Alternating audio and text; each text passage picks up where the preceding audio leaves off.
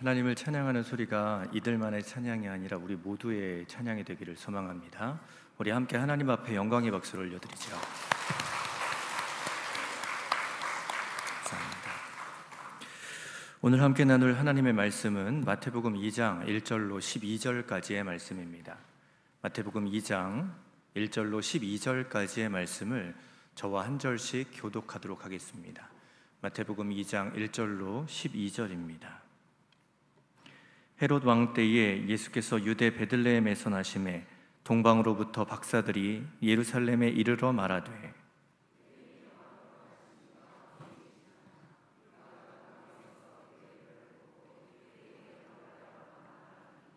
헤롯 왕과 온 예루살렘이 듣고 소동한지라.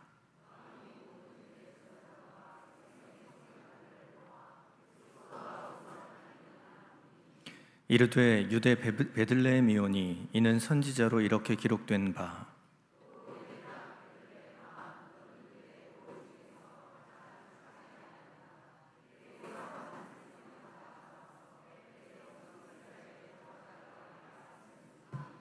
이에 헤롯이 가만히 박사들을 불러 별이 나타난 때를 자세히 묻고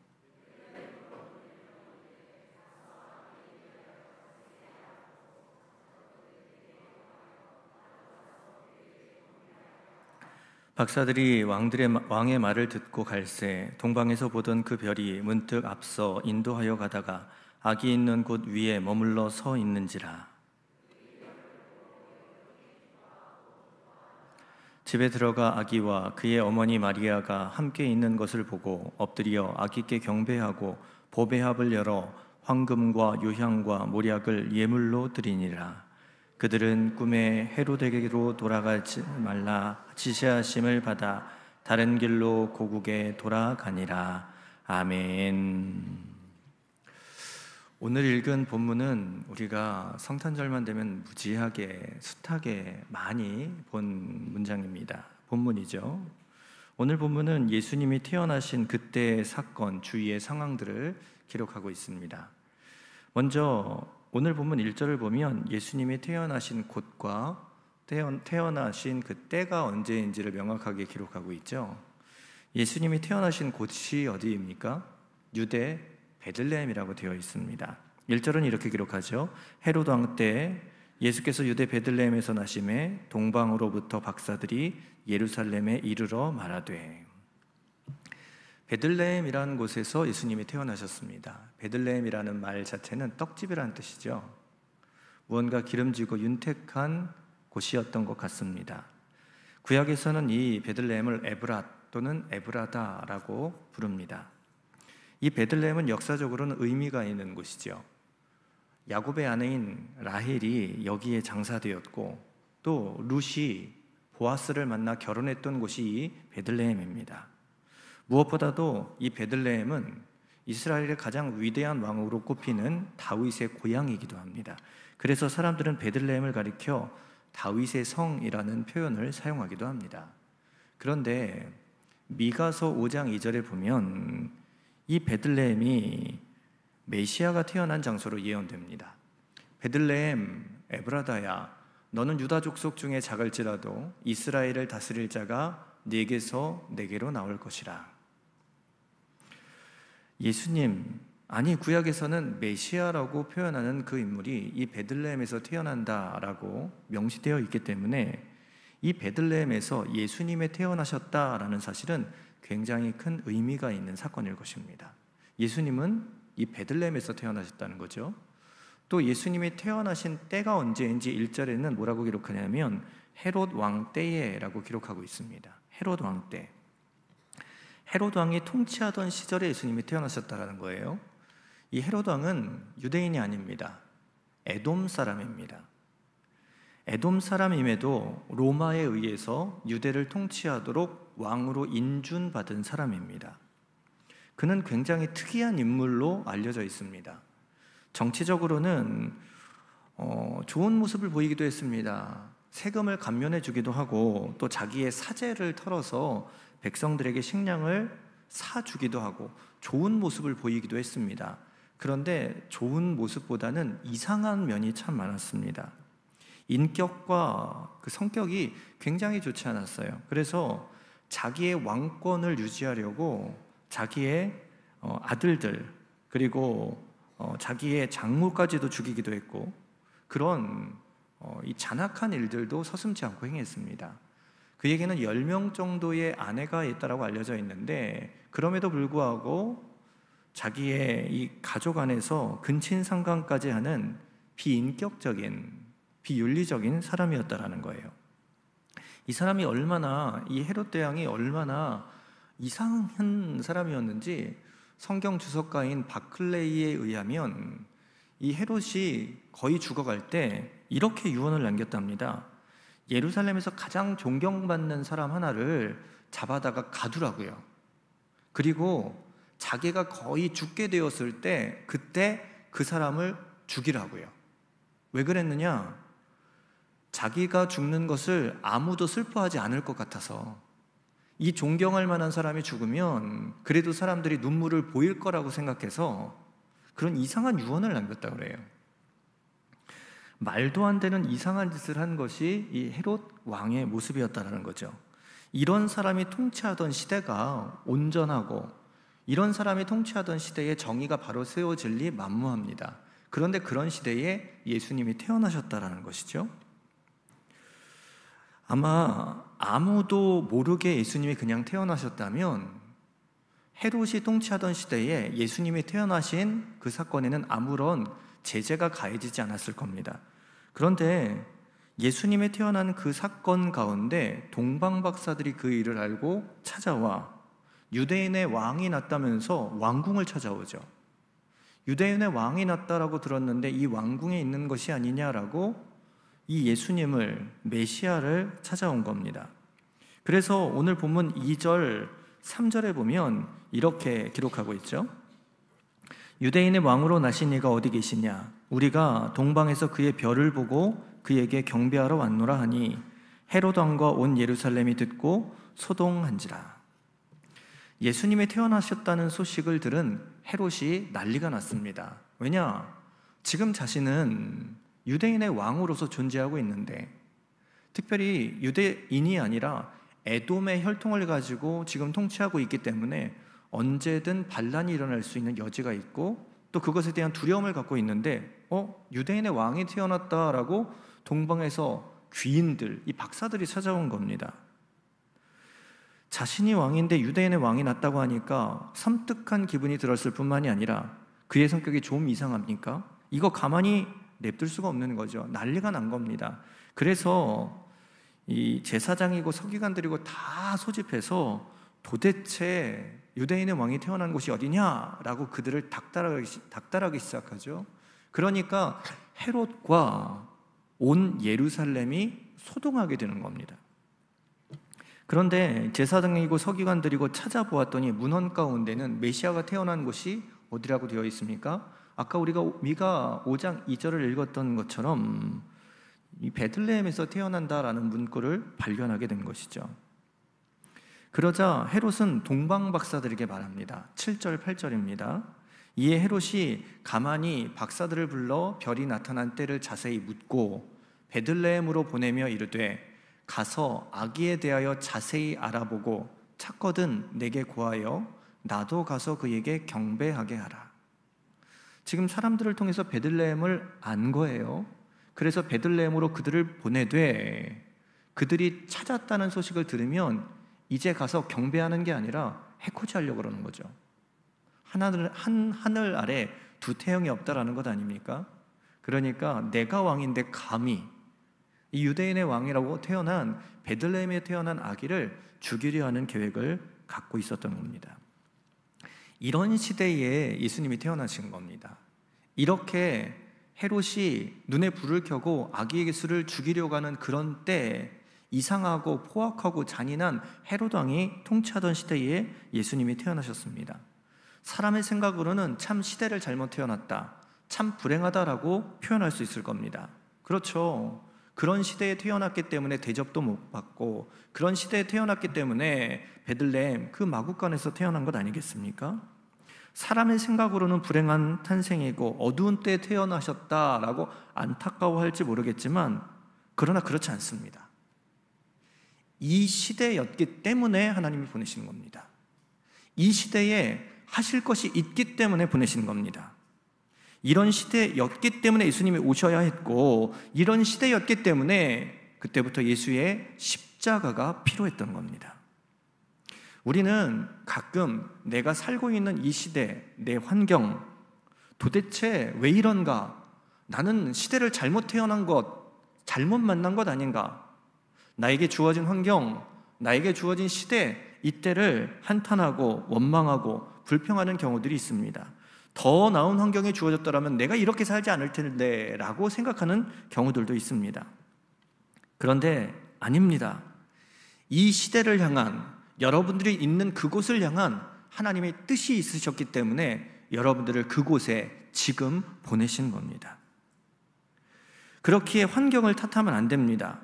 하나님은 그 환경 가운데 여러분들을 보내심으로 그 안 좋은 환경을 바꾸라고, 그 안 좋은 시간을 이겨내라고, 그래서 변화시키라고 그런 사명을 가지고 여러분들을 보내셨음을 여러분들은 분명히 깨달아야 합니다. 어느 가정에 이 결혼을 해서 부부가 아이를 낳았습니다. 그런데 그 아이가 시간이 지나면서 이상한 겁니다. 처음에는 아이가 잘 움직이지 않아서 얌전한 줄 알았습니다. 그런데 시간이 지나면서 아이에게 문제가 있음을 발견하고 병원에 갔더니 아이에게 중증 장애가 있다는 겁니다. 부모는 너무 마음이 아팠습니다. 도대체 하나님, 왜 우리 가정에, 우리 부부 사이에 이런 아픔을 주십니까? 도대체 왜입니까? 왜 하필 우리입니까? 하나님 앞에 울며 불며 그렇게 기도했답니다. 그런데 시간이 흐르면서 그 기도가 바뀌었다 그러죠. 하나님, 우리가 이 아이를 맡아 키울 만한 그릇이 되었기에 다른 곳에 보내지 않고 우리에게 보내주신 줄 믿습니다. 하나님이 맡기신 이 아이를 사명으로 알고 잘 양육하겠습니다. 이렇게 기도가 바뀌었다라는 거예요. 한없이 원망하면 우리에게 주어진 시대, 우리에게 주어진 환경은 오늘을 버틸 만한 이유가 되지 못하고 오늘 원망하고 불평할 동기밖에 될 수 없습니다. 왜 이런 시대, 왜 이런 환경을 주셨는가? 이런 마음은 우리의 상황을 더욱 악화시킬 뿐이죠. 또한 하나님과 멀어지는 이유가 됩니다.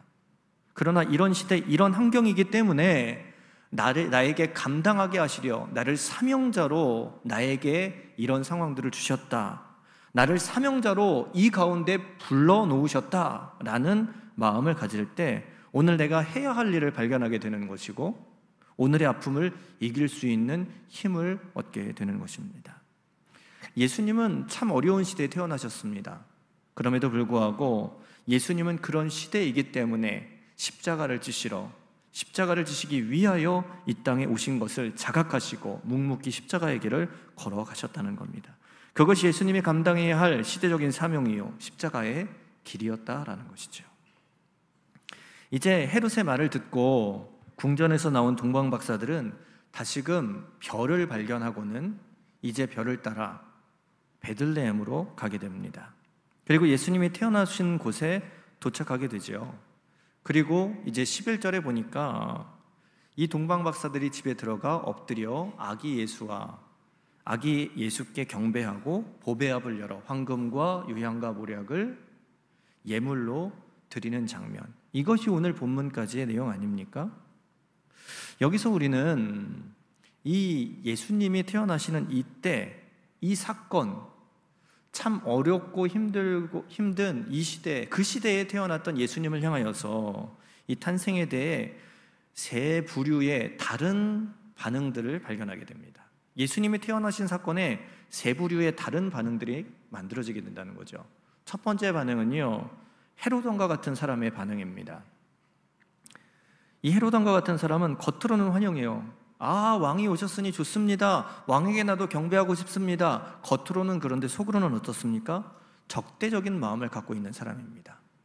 예수의 이름에 대하여 지금도 교회 다니는 거 괜찮지, 예수 믿는 거 좋지 라고 말하지만 뒤에서는 예수 믿는 게 뭐가 좋다고 적대적인 마음을 가지고 교회에 대하여 부정적인 시선과 공격적인 태도를 취하는 사람들이 참 많습니다. 지금은 점점 늘어가고 있는 것 같아요. 헤롯과 같은 사람들이 많아지는 시대라는 거예요. 이것이 첫 번째 부류의 사람이고요. 예수님의 탄생에 대해서 두 번째 반응을 갖고 있는 부류는 제사장과 서기관들과 같은 부류들입니다. 헤롯이 동방박사들로부터 유대인의 왕이 태어났다는 소식을 듣고 제사장과 서기관들을 불러서 도대체 문헌에는 이 메시아가 어디서 태어난다라고 하더냐라고 그들을 닥달해서 그렇게 알아내지 않습니까? 미가 선지자 그 예언의 말씀을 그들은 발견하게 되는 거죠. 제사장과 서기관들, 하나님께서 약속하시고 예언하셨던 이 땅에 오실 메시아에 대한 이야기를 알고 있는 겁니다. 그러니까 찾아낼 수 있었던 것이죠. 신앙이 있는 사람들이고 하나님의 말씀을 아는 사람들입니다. 그런데 알았다면 그냥 잊지 말고 찾아가 경배해야죠. 알았다면 헤롯과 같이 적대하는 거, 그것이 잘못됐다라는 것을 알고 헤롯을 말리거나 몰래라도 찾아가서 나도 그 메시아를 만나려고 몸부림쳐야 하는 것 아니겠습니까? 그런데 제사장과 서기관들은요, 신앙에 대해서, 이 땅에 오신 메시아에 대해서 무관심하고 있다라는 거예요. 그냥 신앙인이 아니라 종교인이에요. 예수 그리스도를 믿는, 하나님을 따르는 참 마음과 중심을 다하여서 살아가는 사람이 아니라 하나님을 이용해서 밥 벌어먹고 살고 있는 사람들이 제사장과 서기관들이었다라는 거예요. 마치 오늘날로 따지면요, 교회는 나오는 거예요. 직분도 있는 거예요. 그런데 교회에 와서도 아무런 감격도 없고 기쁨도 없고, 참 안타까운 모습 아닙니까? 예배를 드리는데 하나님 부어주신 은혜가 없는 거예요. 말씀을 읽는데 하나님께서 내 마음을 터치시고 감동시키시는 일하심이 느껴지지 않는 거예요. 밍숭맹숭하고 아무런 감흥도 없이 교회에 뜰만 밟고 가는 사람들, 그게 바로 제사장과 서기관들과 같은 사람들 아니겠습니까? 혹시 우리 중에도 그런 사람들이 있다면 꼭 기도하십시오. 주님, 나에게 구원의 기쁨을 허락하여 주옵소서. 내가 말씀을 읽을 때 그 말씀을 통하여 나에게 찾아와 주시고, 내가 기도할 때에 나의 기도에 귀를 기울이시는 주님을 만나게 하시고, 선하게 응답하시며 나를 이끄시는 주님을 깨닫고 체험케 하여 주옵소서. 그때 신앙생활에는 감격이 생기는 것이고, 이 감격, 이 기쁨이 감사가 되어서 오늘의 신앙생활을 더 힘있게, 더 힘차게 살아나갈 동력이 될 수 있는 겁니다. 그런데 제사장과 서기관 같은 사람들, 예수의 태어나심 가운데 반응하는 모습들처럼 오늘 우리에게도 그런 모습이 있을 수 있다는 거죠. 이것이 예수님의 탄생에 나타난 두 번째 부류입니다. 마지막 세 번째 부류는 어떤 사람들이냐? 동방박사와 같은 사람들인 거예요. 이들은 내가 힘든 것보다 주님을 찾아가는 것, 주님을 경배하는 것, 주님을 높이는 것이 더 기쁜 사람들입니다. 그러니까 죽음을 무릅쓰고 먼 길을 찾아온 거예요. 이유는 단 하나, 이 땅에 태어나신 메시아, 이 땅에 태어나신 구원자 되시는 그 예수 그리스도를 향하여서 경배하기 위함이었죠. 이들은 경배, 예배가 인생의 최우선인 사람들이었던 겁니다. 최고의 가치가 바로 예배였던 거예요. 그런 중심이 있으니까 이 경배를 위해서 먼 길을 마다 않고 찾아왔고, 그래서 황금과 유향과 몰약, 가장 귀한 것들을 아기 예수께 엎드려 경배하며 예물로 드릴 수 있었던 겁니다. 예수님의 탄생 가운데 세 부류의 사람들이 나타납니다.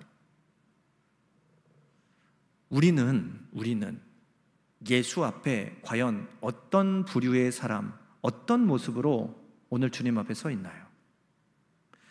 우리는 이 세 부류의 사람의 어떤 모습이 있을지 모르겠지만, 그것이 오늘 현재의 헤롯과 같은 모습으로, 제사장과 서기관 같은 모습으로 서 있을지 모르지만, 주님이 원하시는 것은 그것이 아니라 동방박사와 같은 모습이라는 것을 분명히 깨닫고, 오늘도 우리의 모습이 계속 동방박사와 같은, 주님을 경배하기에 가장 우선의 가치를 놓고 그렇게 살아가는 참된 신앙인들이 되었으면 좋겠습니다. 그렇기에 이 동방박사들, 이 사람들이 도대체 어떤 마음, 어떤 중심, 어떤 행동들이 있었는지 우리는 좀 더 살펴볼 필요가 있다는 것이죠. 먼저 이 동방 박사들은요, 연구하며 준비하는 사람들이었다라는 것을 말씀을 통하여 발견할 수 있습니다. 연구하며 준비하는 사람들이었다는 거예요. 예수께서 오시리라는 예언이 이 구약의 성경 예언 가운데 참 많이 담겨져 있습니다.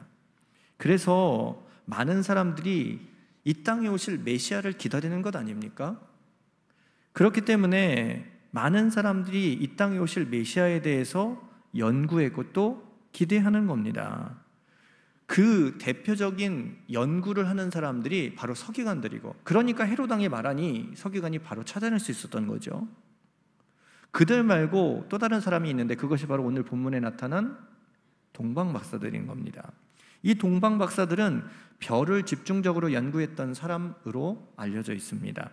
왜냐하면 민수기 24장 17절을 보면 한 별이 야곱에게서 나오며 라는 예언이 그 안에 또 담겨져 있기 때문이죠. 정작 메시아가 나타나면 이 세상에 전체 이 별자리에 무언가 변동이 있을 거다라는 생각을 그들은 한 겁니다. 그러니까 그들은 별을 보며 별을 연구하며 이 땅에 오실 메시아 예수 그리스도, 이 메시아의 나심을 연구하며 준비하고 기다리고 있었다라는 거죠. 그러니까 별이 나타났을 때 즉시 별을 따라 나설 수 있었던 거예요. 여러분, 삶에는요, 무언가를 향해서 연구하는 자세가 꼭 필요합니다. 연구할 때 발견할 수 있는 기회를 얻고 무언가 얻게 되는 성취가 만들어지게 되는 거죠.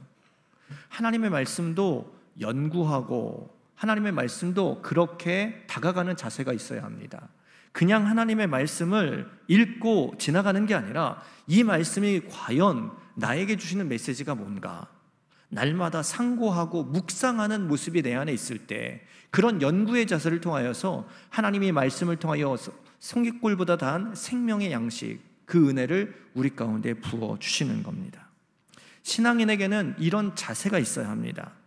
그렇게 살아갈 때에 하나님은 이 말씀을 통하여서 오늘도 우리의 삶에 나아갈 수 있는 동력을 제시하시고 오늘도 나아가는 길을 열어보게 하시고, 그래서 내 걸음이 틀렸는지 맞았는지 정리하며 발견하며 점검하며 바르게 살아갈 수 있는 힘이, 길이 열리게 되는 것입니다. 이렇게 말씀을 연구할 때 우리 마음에 생기는 마음 하나가 있는데 그것은 사모하는 마음이에요. 하나님의 말씀이 지루하다? 그렇죠. 어떤 분들은 성경을 읽으면서 이 말씀만 보면 왜 이렇게 단잠이 드는지, 불면증에는 말씀이 최고라고 그렇게 말을 하시는 분들도 있습니다. 어떤 분들은 미신적인 생각이 있으셔서 성경을 베고자 하면 잠이 잘 오는 것 같다. 어떤 분들은 실제로 교회 나와서 말씀 시간만 그렇게 잠이 잘 온다면서 교회를 찾는 분들도 있죠. 그런데 여러분, 그것은 말씀을 잘 몰라서 그런 거예요. 말씀을 연구하고 묵상하다 보면 정말로 내게 깨닫는 즐거움, 말씀을 통하여 주시는 은혜가 있거든요. 이 은혜를 한번 경험하게 되면요, 말씀을 계속 읽을 수밖에 없어요. 읽으면 은혜가 주어지거든요. 묵상하다 보면 이게 너무 행복하거든요. 알게 하시고 깨닫게 하시고 보게 하시는 것들이 내게 체험되어지면서 말씀이 이래서 송이꿀보다 달다라고 말하는구나를 경험하게 되는 거예요. 이런 경험이 없으니까 말씀은 그냥 불면증 약일 뿐이죠. 체험하면요 자꾸만 보고 싶은 거예요. 연구하다 보면 그래서 사모하는 마음이 생기는 거죠. 그래서 또 듣고 싶고 또 읽고 싶고 또 연구하고 싶은 마음들이 내 안에 생기므로 내 신앙의 깊이는 나도 모르는 사이에, 나는 기뻐할 뿐인데 점점 깊이 뿌리를 내리고 깊이 하나님의 은혜의 강물에 잠기게 되는 겁니다. 사모하는 마음, 연구하는 자세, 그것이 연결되어 있음을 우리는 분명히 알아야 하는 거예요. 이 동방 박사들은 연구하며 또한 준비하는 자들이었습니다. 그렇기 때문에 별이 나타났을 때, 특별히 이 땅에 예수 그리스도가 이 땅에 오셨을 때 그때를 놓치지 않고 달려왔고 경배했고 예수님을 만나는 은혜를 경험하게 되었다라는 거죠. 오늘도 주님은 아무나 만나는 게 아닙니다. 다 만나주려 하시죠. 그런데 내 마음을 열어야 하는데 마음을 열지 못해 주님을 만나지 못하는 경우들이 얼마나 많습니까? 그런데 그 마음 어떻게 열립니까? 연구할 때, 하나님을 향하여 다가갈 때 내 힘으로 여는 게 아니라 주님의 말씀이 내 마음 문을 열고 내 신앙을 깨뜨리고 하나님 앞에 엎드려 굴복하며 주님의 은혜를 간구하는 모습으로 나를 바꿔놓게 되시는 거죠. 오늘도 동방박사처럼 말씀을 연구하고 또한 기다리며 준비하며 사모하는 마음으로 주님 앞에 나아가는 믿음의 사람들 되시기를 축복합니다. 두 번째로 동방박사들은요, 별이 나타났을 때 과감하게 따라 나선 사람들이었다라는 거예요. 동방박사들은 별을 연구하다가 별이 나타났을 때 즉시 준비해둔 선물 들고 고향을 떠난 거예요. 여러분, 고향을 떠난다는 것은 참 어려운 일입니다. 저도 지금 인천을 떠나서 여주로 왔는데요, 한 달 됐거든요. 이 한 달의 시간이 어떻게 흘러가는지 모르겠어요. 그런데 아직 여주에 적응을 못하고 있어서 아직 고향이 그리운 아직 그런 단계입니다. 지금도 그런데 당시의 고향은요, 단지 마음을 붙이고 마음을 두는 곳이 아니라 내 친척이 있고 나를 지켜줄 보호막이 있고 누군가가 나를 공격했을 때 나를 변호해주고 나를 막아줄 울타리가 있는 것이 바로 고향입니다.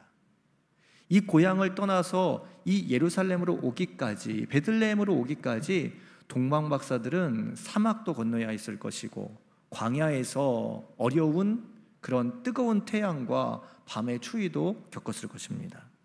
그런데 그런 그 모험을 다 감수하고 즉시 떠났다라는 것이죠. 그들이 떠난 이유는 무엇입니까? 메시아, 이 메시아를 경배하기 위해서죠. 그 험한 길 낙타를 타고 때로는 걸어서 그 시간들을 다 감내하며 걸어왔던 겁니다. 그 여행이 얼마나 고달팠겠습니까? 그래서 주석자들은 이 동방박사들이 걸어온 길을 죽음의 길이라고 표현하기도 했다는 것이죠.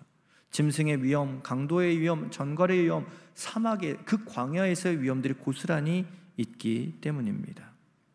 여러분, 주님 앞에 나아가는 그 마음 가운데는 이러한 결단과 헌신, 이런 수고로움이 있어야 합니다. 오늘도 예배로 나오기에 아주 쉽게 수월하게 나온 분들도 계시겠지만 대부분의 분들 예배로 나오기에 여러 가지 장애물들이 많음을 발견합니다. 나는 예배가 우선입니다. 이런 결단하면 쉽지요. 그런데 이런 생각이 덜하면 덜어질수록 예배 안 가고 교회 안 나가고 해야 할 일들은 얼마나 많이 우리 눈에 보입니까? 교회에 안 가고 만나야 될 사람들이 얼마나 많이 우리 주위에 있습니까? 오늘 해야 하고 오늘 처리해야 할 일들이 얼마나 많으냐라는 거예요. 그런데 예배가 우선이고 거기에 대한 헌신과 결단이 명확하게 있었기 때문에 다 내려놓고 나오는 겁니다.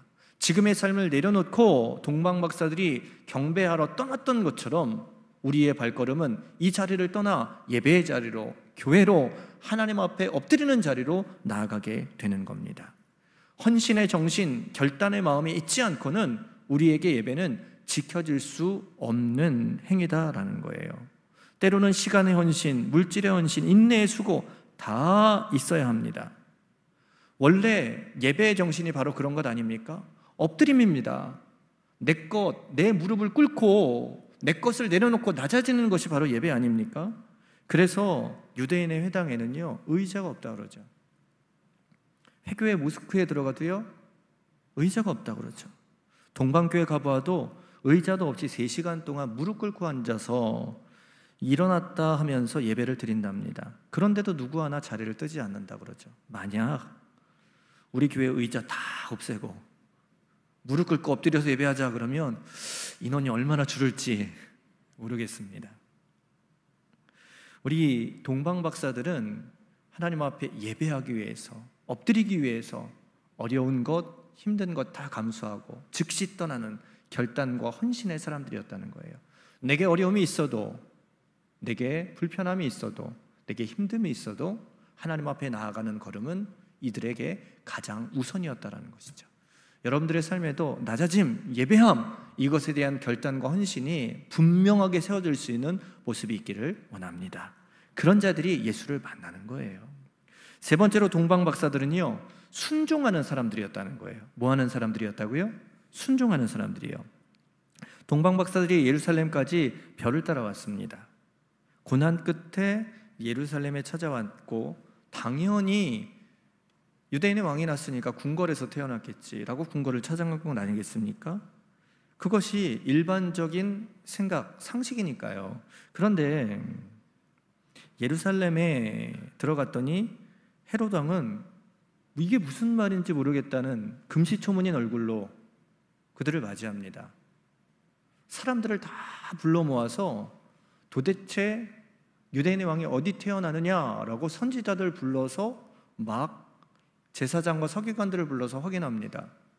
성경에는 분명히 소동한지라라고 기록하고 있는데 지금 이 동방 박사들이 그 분위기를 몰랐을까요? 뭔가 이상하게 돌아가는구나, 뭔가 이상하구나를 감지했을 거예요. 그런데 예루살렘에서 이제 조금 떨어진 베들레헴, 거기에서 태어난다더라 헤롯 왕이 친절히 가르쳐주면서 거기에 가서 태어난 아기께 경배하고 어디인지 와서 나에게도 가르쳐달라라고 부탁을 합니다. 가까운 곳이에요. 그래서 찾아갔더니 어디입니까? 마구간이죠. 상당히 의아했을 겁니다. 있을 수 없는 일이 벌어졌죠.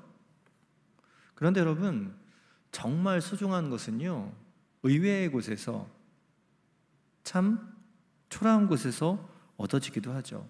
진주는 바다뻘에서 얻어지지 않습니까? 금은 땅속 깊이 저 척박한 땅 밑에 숨겨져 있을 때가 많습니다. 세상에서 가장 맛있는 커피는 희한하게도 여우가 커피를 열매를 먹고 똥을 싸는 거기서 만들어진다고 그러잖아요. 이거 참, 똥 묻은 거를 우리가 먹으면서 참 맛있다고 그러는 것 아닙니까? 그런데 그런 초라한 곳, 좋지 않은 곳에서도 귀한 것이 나는 것이죠. 특별히 예수님은 보잘것없는 마구간에서 태어나시는 겁니다. 이 동방 박사들도 상상도 못한 환경에서 메시아가 태어난 모습을 보고 의아했겠지만 거기서 태어난 예수님께 엎드려 경배하며 자기들이 갖고 온 귀한 예물을 드립니다. 그리고 돌아갈 땐 어디로 갔습니까? 왕궁으로 가지 않았다라는 거죠.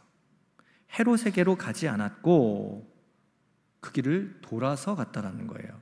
왜냐하면 그 꿈에 헤롯 왕에게로 가지 말고 그냥 돌아서 가라라는 계시를 받았기 때문이죠. 이들은 계시를 받고 순순히, 천사의 말을 듣고 순순히 또 다른 길을 개척해서 수고롭게 자기의 집으로 돌아가는 겁니다. 동방 박사들은 순종한 겁니다. 하나님의 말씀에, 천사의 말씀에 순종한 거죠. 이 동방 박사들이 헤롯에게로 가서 저깁니다, 저기가 당신이 찾는 그 아기 예수가 태어난 곳입니다라고 알려주었다면 헤롯에게 큰 포상을 받았을런지도 모릅니다. 헤롯에게 아주 중요한 정보였기 때문 아닙니까?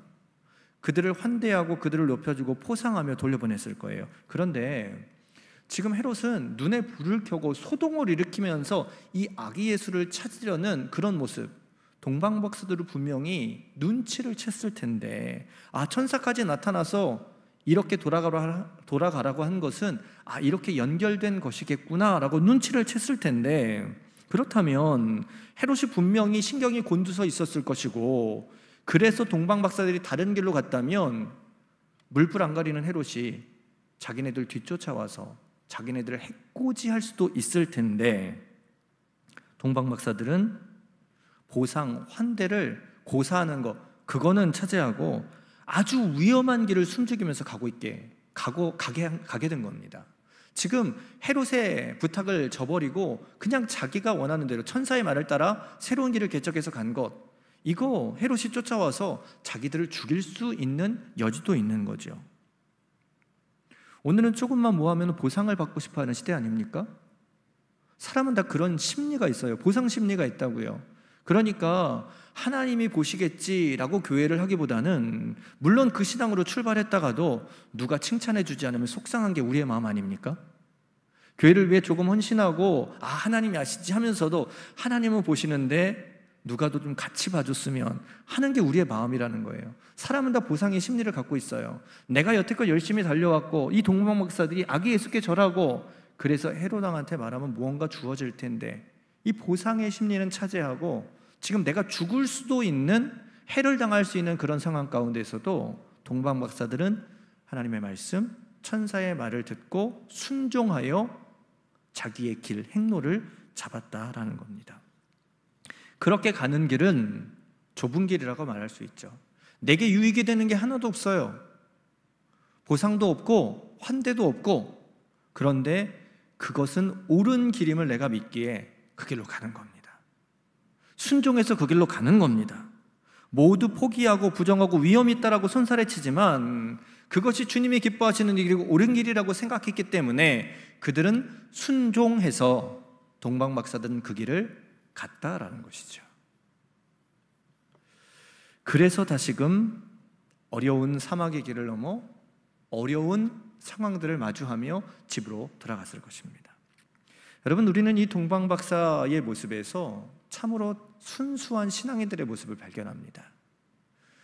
하나님을 향하여서 말씀을 연구하고 또한 기다리며 준비하는 모습, 주심의 확신이 있을 때 즉각적으로 다 내려놓고 예배하러 경배하러 달려가는 그 모습, 어떠한 순간에서도 보상을 바라지 않고 순종하며 내가 원하는 길이 아닌 주님의 길을 걷는 그 모습, 그것이 바로 참된 신앙인의 모습, 진지한 신앙인의 삶의 모습이 아닐까요?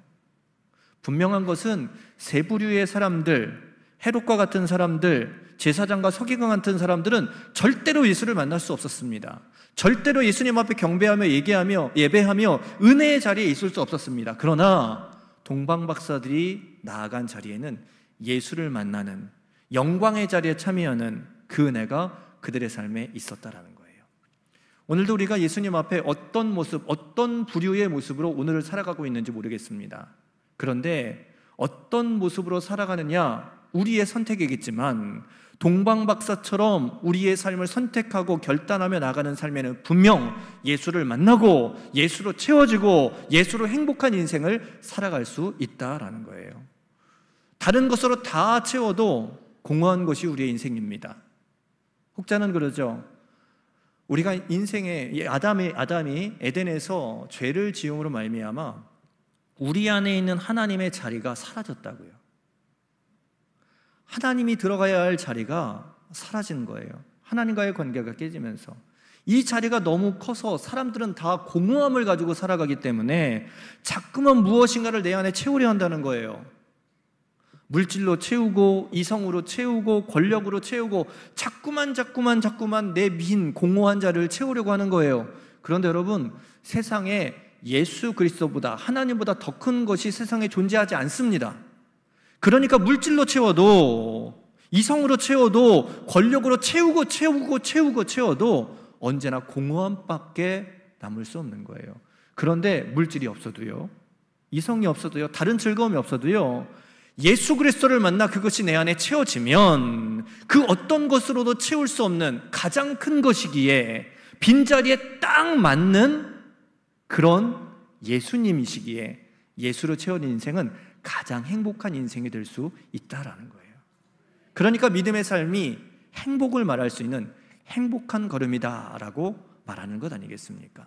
어떠한 부류도 예수를 만날 수 없지만 동방 박사와 같은 부류, 순종하는 자, 주님의 말씀을 연구하고 묵상하고 즉시 순종하며 따라가는 자, 그 자들에게는 예수를 만나 채워지는, 그래서 행복한 인생이 만들어질 수 있다라는 거예요. 오늘 우리 여주교회 성도님들이 바로 그런 동방 박사들과 같은 사람들이 되기를 원합니다. 그래서 날마다 예수로 기뻐하고 날마다 예수로 만나 행복한 인생, 오늘도 예수님이 나를 채워주셔서 그 어떤 세상의 부족함 속에서도 감사와 찬양을 할 수 있는 인생, 오늘도 그렇게 넉넉한 인생들이 되실 수 있기를 주님의 이름으로 간절히 축복합니다.